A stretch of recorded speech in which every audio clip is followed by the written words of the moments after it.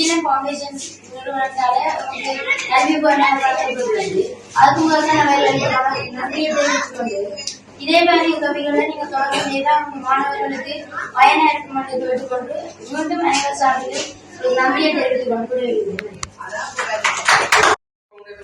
சமாதானம் மறுபடியும் வகுப்பில் பங்களிப்பில் தீர்வு பற்றாப்படை உலக மாணவர்களுக்கு இன்று சுழற்சி முறையிலான கட்டள ஊதிய வழங்குவதில் பெருமகிழ்ச்சி அடைகிறது.